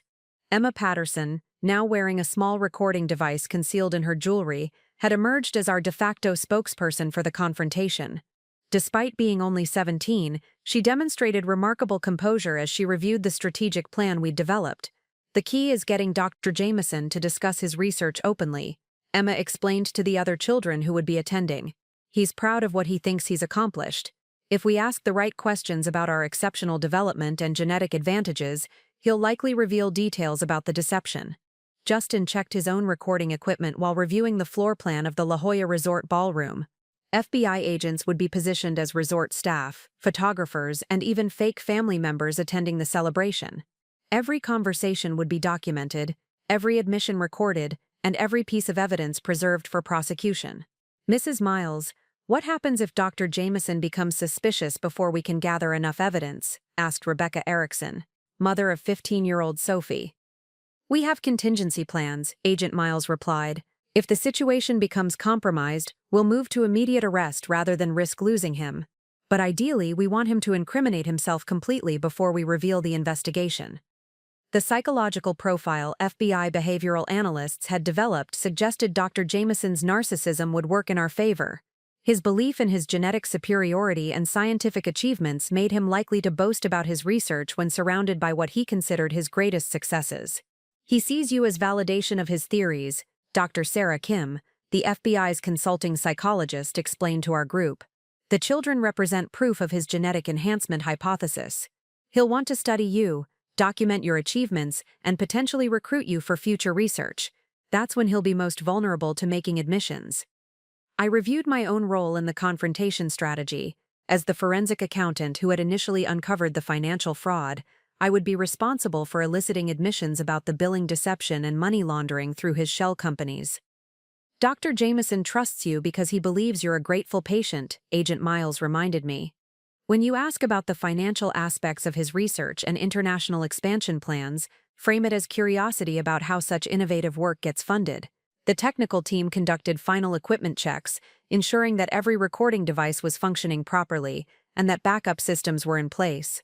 Maria Santos coordinated with her camera crew stationed outside the resort, prepared to broadcast the story as soon as arrests were made.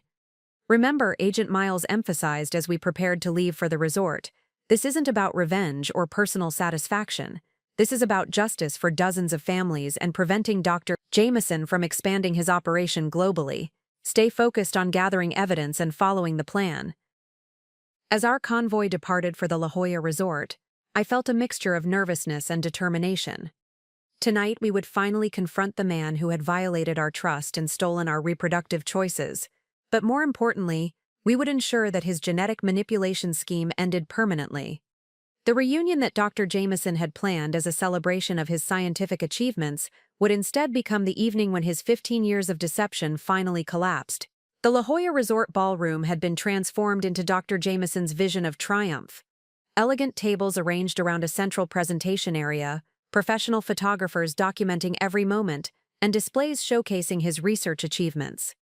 As our coalition entered the venue, I felt like we were walking into the lion's den, but this time we were the hunters. Dr. Jameson stood near the entrance greeting families with the same warm smile and confident handshake that had once made us feel so grateful. Watching him embrace children he had fathered through deception while their unsuspecting parents beamed with pride made my skin crawl. "Scarlett, Justin, and beautiful Ruby," Dr. Jameson exclaimed as we approached. "Look how magnificent she's grown. Those exceptional genetics are expressing themselves perfectly." I forced a smile while my hidden recording device captured every word. "Dr. Jameson, we're so grateful for this celebration. Ruby's development has been remarkable, exactly as you predicted." His eyes lit up with scientific pride. Superior genetic material produces superior results. Ruby represents the future of human optimization. He leaned closer, his voice dropping to a conspiratorial whisper. "Wait until you see what I'm announcing tonight. The research data is extraordinary." Emma Patterson moved through the crowd with remarkable composure, engaging Dr. Jameson in conversations designed to elicit admissions about his surveillance network.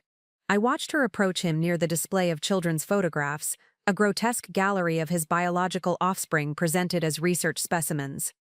"Dr. Jameson, I'm so curious about your research methodology," Emma said with practiced innocence. "How have you been able to track our development so comprehensively over the years?" Dr. Jameson's narcissism made him eager to explain his scientific approach.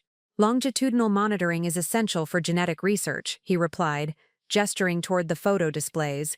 "I've maintained detailed developmental profiles on each subject: academic performance, physical characteristics, psychological assessments. The data proves conclusively that genetic optimization produces measurably superior outcomes." I moved closer with my recording device as he continued. "The beauty of the system is that families welcome the continued involvement. They're so grateful for their miracle babies that they enthusiastically participate in follow-up assessments without realizing they're contributing to groundbreaking research." Emma pressed further. "Have you been coordinating with other fertility specialists on similar research?" "Absolutely," Dr. Jameson said proudly. "I've been collaborating with colleagues in Colorado, Texas, and New York who share my vision of genetic enhancement. Together, we've created the largest dataset of optimized human development in medical history." Across the room, I watched other families engaging in similar conversations, each recording device capturing admissions that would form the foundation of federal prosecution. Dr. Jameson's arrogance made him vulnerable. He couldn't resist sharing details about his research with people he considered fellow beneficiaries of his genetic superiority. The evening's formal presentation began with Dr. Jameson taking the stage, a PowerPoint display showing charts and graphs behind him. "Ladies and gentlemen, distinguished colleagues, and most importantly, my exceptional families, tonight marks a historic moment in reproductive medicine." He gestured toward the assembled children. "These remarkable young people represent the first generation of genetically optimized humans. Through advanced reproductive techniques and superior genetic material, We've achieved outcomes that surpass traditional conception by every measurable standard." The room fell silent as he continued, completely unaware that FBI agents were positioned throughout the venue recording his confession. Intelligence quotients averaging 15 points above population norms, physical development exceeding standard growth charts, academic achievements placing 93% in gifted programs. My heart pounded as I realized Dr. Jameson was about to reveal the full scope of his deception to a room full of his victims and federal agents. "The success of our domestic program has attracted international attention," he announced, advancing to a slide showing global expansion plans. "Beginning next month, we'll be launching similar optimization programs in Costa Rica, serving clients throughout Latin America and the Caribbean." That was the moment Agent Miles had been waiting for. Clear admission of international conspiracy and plans for continued genetic manipulation. I saw her signal to agents positioned around the room. Dr. Jameson was still speaking when the ballroom doors opened and additional FBI agents entered. Tonight represents not just a celebration of past achievements, but the launch of a global revolution in human genetic enhancement. Dr. Arnold Jameson, you're under arrest. The transformation in Dr. Jameson's face when Agent Miles announced his arrest was like watching a mask disintegrate. The confident scientist became a cornered predator in seconds, his eyes darting around the ballroom as FBI agents moved into position, and the full scope of his exposure became clear. "There's been some mistake," he stammered, stepping back from the podium as Agent Miles approached with handcuffs. "I'm conducting legitimate medical research. These families are here celebrating our shared successes." Emma Patterson stepped forward, her 17-year-old voice cutting through the tension with remarkable clarity. "Dr. Jameson, we're here because we discovered the truth about your genetic experiment. All of us. We know what you've been doing." I watched his face cycle through confusion, realization, and finally a cold calculation as he understood that his victims had become his prosecutors. The children he'd been studying like laboratory specimens were confronting him with evidence of his crimes. "You don't understand the significance of what I've accomplished," Dr. Jameson said, his voice taking on a desperate edge. "Look around this room. Every child here represents a genetic advancement that wouldn't have existed without my intervention. Their intelligence, their physical capabilities, their potential, all enhanced through my optimization protocols." Agent Miles continued reading his rights while families around the room watched in stunned silence. Some parents were hearing the truth about their children's parentage for the first time, having attended the reunion unaware of the investigation. "I gave these families miracles," Dr. Jameson continued, his scientific arrogance overriding any sense of self-preservation. "Couples who would have remained childless, men whose genetic material was inadequate, I provided them with superior alternatives. Every child in this room is proof of my success." The recording devices were capturing every word of his twisted justification. Emma stepped closer, her questions designed to elicit more specific admissions. "How many children have you fathered without their parents' consent?" she asked directly. Dr. Jameson's composure finally cracked completely. "Consent? I gave them children who exceed every developmental benchmark. Ruby Miles has an IQ of 147. Carlos Martinez is competing at national levels in mathematics competitions. Sophie Erickson has been accepted to Juilliard at 15. Without my genetic contribution, none of these achievements would exist." The room erupted as parents processed what they were hearing. Justin grabbed my hand as we listened to Dr. Jameson reduce our children to data points in his research project. "You've been tracking our children for years," I said, my forensic training helping me maintain composure, "documenting their development, gathering intelligence about their achievements, all without our knowledge or consent. Longitudinal studies require comprehensive data collection," he replied, as if explaining basic science to children. "I've maintained detailed files on 67 subjects across 15 years. The research will revolutionize our understanding of genetic optimization." Agent Miles had heard enough. "Dr. Arnold Jameson, you're charged with multiple counts of fertility fraud, wire fraud, money laundering, and conspiracy to commit international medical fraud."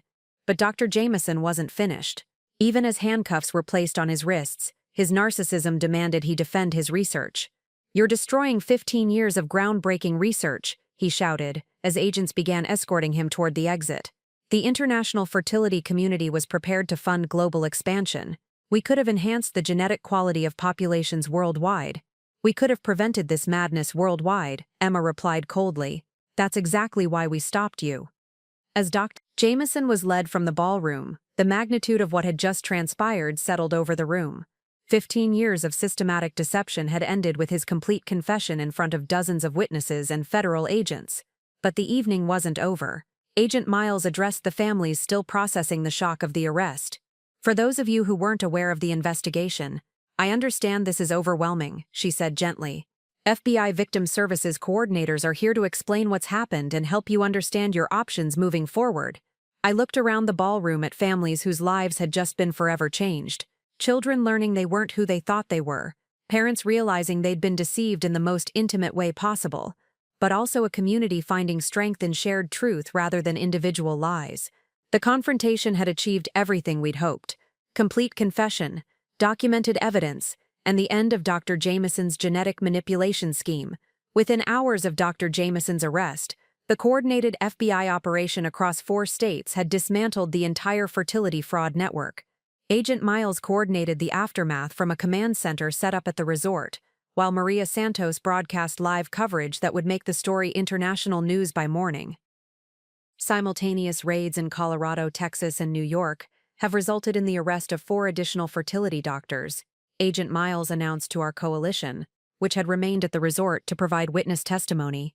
Dr. Marcus Reed in Denver, Dr. Amanda Foster in Houston, Dr. James Chen in Dallas, and Dr. Elizabeth Wagner in Albany are all in federal custody facing identical charges. The scope of the conspiracy was staggering. The network had operated across state lines for over a decade, with each doctor using similar deception techniques while sharing research data and financial resources through Dr. Jameson's shell companies. "How many families were affected nationwide?" Emma Patterson asked, her voice steady despite the magnitude of what we were learning. "Preliminary estimates suggest over 300 families and more than 400 children," Agent Miles replied grimly. Each clinic was using the same optimization protocols, sample substitution methods, and surveillance networks that Dr. Jameson developed here in San Diego. I watched families around the room processing the realization that their experience wasn't unique, that hundreds of other families had suffered identical violations across the country. But there was also strength in knowing they weren't alone, that this was a systemic crime rather than isolated incidents. The financial investigation team had frozen all assets associated with the network's shell companies, including the Costa Rican facility that would have launched international operations. Dr. Jameson's personal accounts, real estate holdings, and research equipment were all seized as evidence and potential restitution for victim families. "What happens to the international investors who were planning to fund the expansion?" Justin asked. "Several attendees at tonight's presentation have already contacted the FBI offering cooperation," Agent Miles explained. "They claim they had no knowledge of the deceptive practices and thought they were investing in legitimate genetic research. We'll determine their level of involvement through the investigation." The most immediate concern was protecting the children whose identities and family relationships had been fundamentally altered by the revelations. FBI Victim Services had psychologists on site to provide crisis counseling, while social workers helped families navigate the complex emotional aftermath. "Will the children's birth certificates need to be changed?" asked Rebecca Erickson, holding her daughter Sophie close. "That's a legal question each family will need to address individually," Agent Miles replied. "The biological facts don't change the legal relationships you've built, but some families may choose to pursue paternity modifications for inheritance or medical history purposes." Ginger Abernathy, Dr. Jameson's former billing coordinator who had provided crucial evidence, approached me during a break in the debriefing. "Mrs. Miles, I want you to know that watching those children confront Dr. Motz tonight gave me more satisfaction than 15 years of keeping his secrets ever could," she said, tears in her eyes. "They were magnificent, strong, articulate, and completely unafraid of him."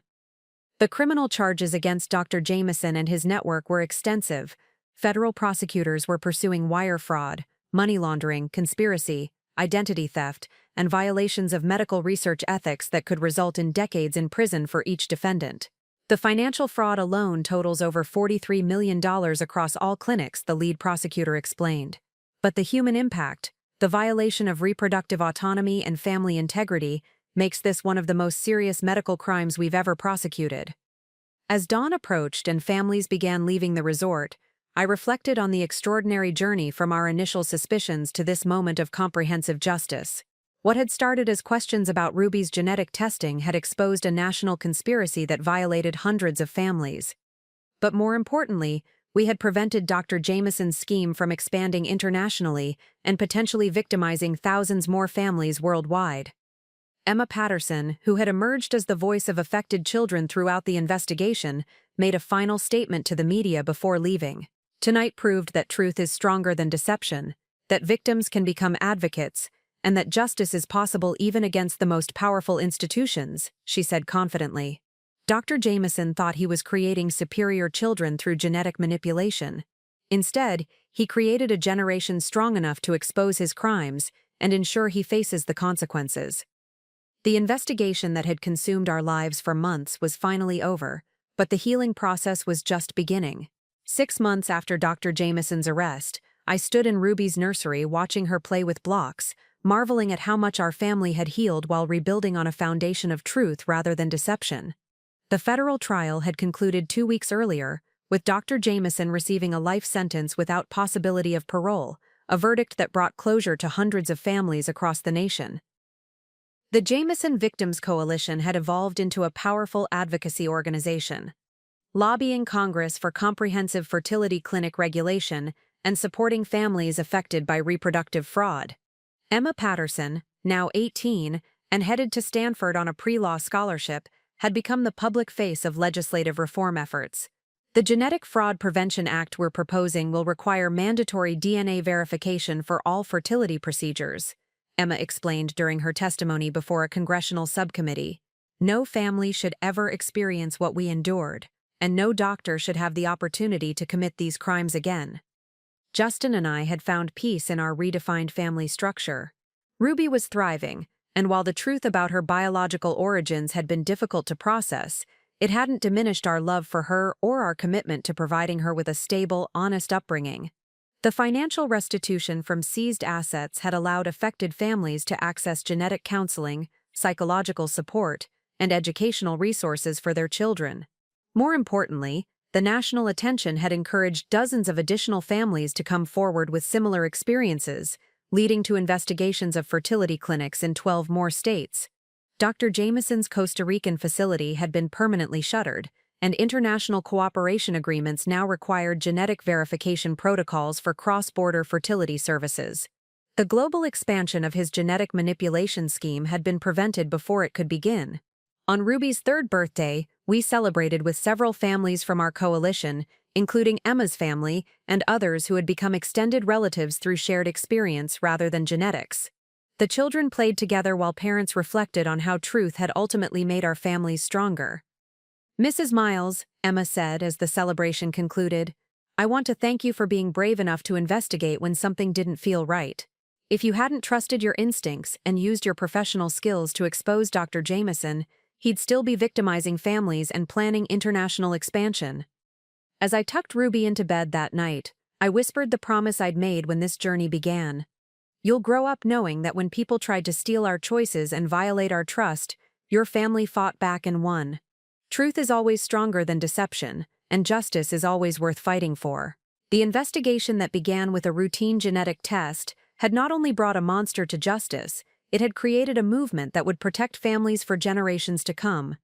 Up next, you've got 2 more standout stories right on your screen. If this one hit the mark, you won't want to pass these up. Just click and check them out. And don't forget to subscribe and turn on the notification bell so you don't miss any upload from us.